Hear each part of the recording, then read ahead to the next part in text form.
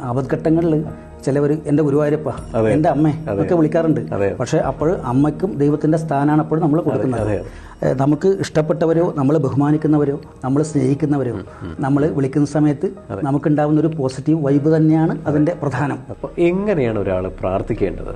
ആപത്ഘട്ടങ്ങളിലെ ദൈവം സാധാരണ രീതിയിൽ സാധാരണ എല്ലാ ആൾക്കാരും ഈശ്വരവിശ്വാസിയാണെങ്കിലും അല്ലെങ്കിലും ഒരു ആപത്ത് വരുമ്പോൾ ദൈവമേ എന്ന് വിളിക്കാറുണ്ട്, അല്ലെങ്കിൽ അമ്മയെന്ന് വിളിക്കും. അതെ, തീർച്ചയായിട്ടും. ഇതിന് രണ്ടിനും ഒരു എന്താ പറയുക, ഒരു പോസിറ്റീവ് വൈബുണ്ട്. അപ്പം അമ്മയെന്ന് വിളിക്കുന്നത് 100% ഒരു സപ്പോർട്ടീവാണ്, അല്ലെങ്കിൽ നമുക്കൊരു അനുഗ്രഹമുണ്ട്. തീർച്ചയായിട്ടും. ഇപ്പോൾ ദൈവമേ എന്ന് വിളിക്കുന്നത് എല്ലാ മതസ്ഥരും വിളിക്കാറുണ്ട്. അപ്പോൾ ഈ ആപത്ഘട്ടങ്ങളിൽ നമ്മൾ ഏത് ദൈവത്തിനെ വിളിച്ചാലാണ് പെട്ടെന്ന് പ്രസാദിക്കുക? ഈ ക്വസ്റ്റ്യൻ വളരെ റെലവൻ്റ് അല്ല എന്ന് എനിക്കറിയാം, പക്ഷേ സാധാരണ ഒരു മനുഷ്യൻ്റെ ക്വസ്റ്റ്യനായിട്ട് കൺസിഡർ ചെയ്താൽ തീർച്ചയായിട്ടും. ഇതിലിപ്പോൾ സാധാരണഗതിയിൽ പറയാനുള്ളത് ഈ അതിൻ്റെ ആൻസറും നിങ്ങൾ തന്നെ പറഞ്ഞു എന്നുള്ളതാണ് അതിൻ്റെ രസം. എന്താ വെച്ചാൽ ആപത്ഘട്ടങ്ങളിൽ ചിലവർ എൻ്റെ ഗുരുവായൂരപ്പ, എൻ്റെ അമ്മ ഒക്കെ വിളിക്കാറുണ്ട്. പക്ഷേ അപ്പോൾ അമ്മയ്ക്കും ദൈവത്തിൻ്റെ സ്ഥാനമാണ് അപ്പോൾ നമ്മൾ കൊടുക്കുന്നത്. നമുക്ക് ഇഷ്ടപ്പെട്ടവരോ നമ്മൾ ബഹുമാനിക്കുന്നവരോ നമ്മൾ സ്നേഹിക്കുന്നവരോ നമ്മൾ വിളിക്കുന്ന സമയത്ത് നമുക്കുണ്ടാകുന്ന ഒരു പോസിറ്റീവ് വൈബ് തന്നെയാണ് അതിൻ്റെ പ്രധാനം.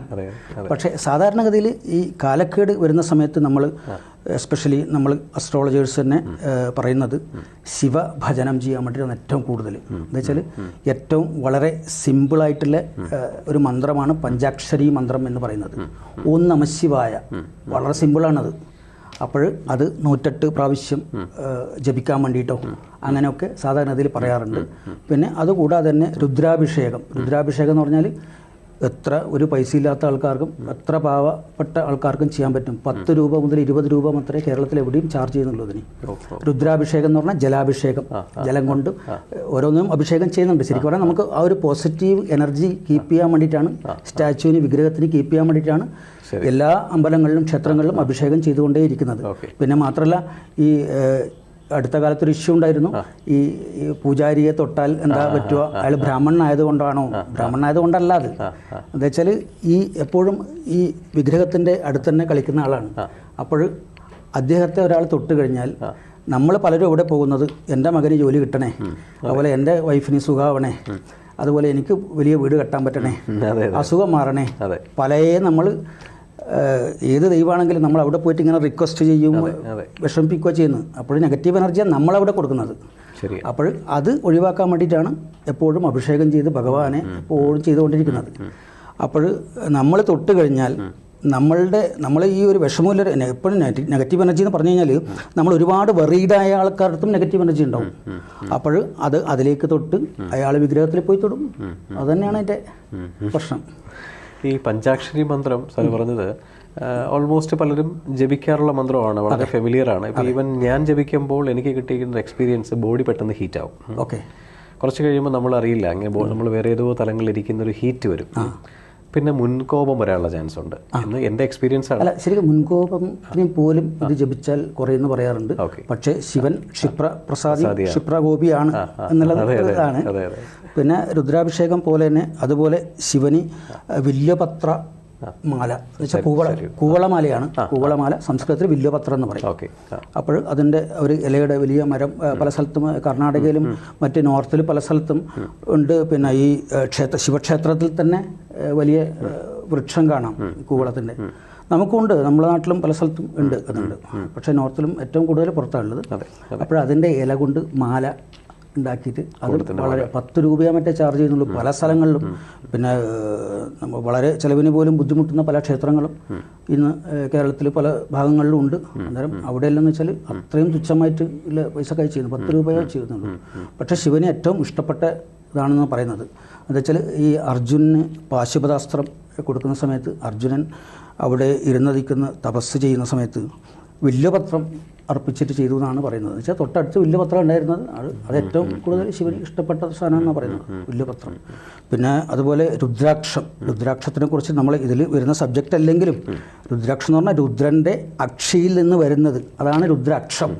രുദ്രൻ്റെ അക്ഷം എന്ന് പറഞ്ഞാൽ കണ്ണ്, ശിവൻ്റെ കണ്ണുനീര് എന്നാണ് രുദ്രാക്ഷത്തിനെ കുറിച്ചിട്ടുള്ള ശരിക്കും പറയുന്നത്. ഇത് ഞാൻ ശരിക്കും പറഞ്ഞാൽ എൻ്റെ ഇതിൽ പഠിച്ചതല്ല, വളരെ ചെറുപ്പത്തിൽ തന്നെ അച്ഛൻ്റെ അടുത്ത് കേട്ടതാണിത്. അച്ഛൻ പറയുന്ന കേട്ടാണ്. അതിന് ശേഷം പക്ഷേ അപ്പോൾ ഈ ആപത്ഘട്ടങ്ങളിൽ മഹാദേവനാണ് നമുക്ക് പ്രാർത്ഥിക്കാൻ ഏറ്റവും തീർച്ചയായിട്ടും മഹാദേവനാണ്. എന്താ വെച്ചാൽ എല്ലാ എന്ത് കാലഘട്ടമുണ്ടെങ്കിലും എന്താ വെച്ചാൽ ആള് മൃത്യുഞ്ജയനാണ്, മൃത്യുവിനെ ജയിച്ച ആളാണ് ശിവൻ. അതൊന്ന്. രണ്ടാമതായി നവഗ്രഹേശനുമാണ് ശിവൻ, നവഗ്രഹങ്ങളുടെ ഈശൻ. പക്ഷെ എന്നിട്ട് പോലും ശിവന് പോലും ശനി ബാധിച്ചിരുന്നു എന്നുള്ളത് വേറൊരു കാര്യം. ശിവനി അതുപോലെ ആഞ്ജനേയനി ശനി ബാധിച്ചിരുന്നു. അങ്ങനെ പല ഇപ്പോൾ കാര്യങ്ങൾ. ഈ സാധാരണപ്പെട്ടൊരു വ്യക്തി ഇപ്പം സാർ നേരത്തെ പറഞ്ഞ പോലെ അമ്പലത്തിൽ പോകുന്ന സമയങ്ങളിൽ നമ്മൾ പോയി റിക്വസ്റ്റ് ആണല്ലോ മെയിൻലി ആൾക്കാർ കൂടുതൽ ചെയ്യുന്നത്. അപ്പോൾ റിക്വസ്റ്റ് ചെയ്യുന്ന സമയത്ത് സ്വാഭാവികമായിട്ടും താങ്കൾ പറഞ്ഞ പോലെ നെഗറ്റീവ് എനർജി അവിടെ നമ്മൾ അങ്ങോട്ട് കൊടുക്കുകയാണ്.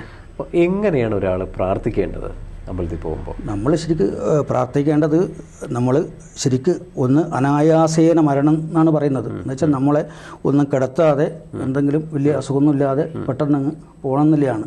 പിന്നെ അതുപോലെ നമുക്ക് പൈസ കിട്ടണം, നമുക്ക് കാറ് വാങ്ങിക്കണം, നമുക്ക് പുതിയ പിന്നെ വേറെ എന്തെങ്കിലും ചെയ്യണം, അങ്ങനെയുള്ള ഒരു അങ്ങനെയല്ല പ്രാർത്ഥിക്കേണ്ടതാണ് പറയുന്നത്. നമുക്ക് നല്ല മനസ്സ് തരണം, നമ്മൾ മറ്റുള്ളവരോട് നന്നായിട്ട് പെരുമാറാൻ വേണ്ടിയിട്ടും അങ്ങനെയൊക്കെയാണ് ചെയ്യേണ്ടത്. അല്ലാണ്ട് എൻ്റെ മക്കളെ മാത്രം നല്ലതാക്കണേ, വലിയവരാക്കണേ, അങ്ങനെയൊക്കെ അല്ല ചെയ്യേണ്ടതെന്നാണ് പറയുന്നത്.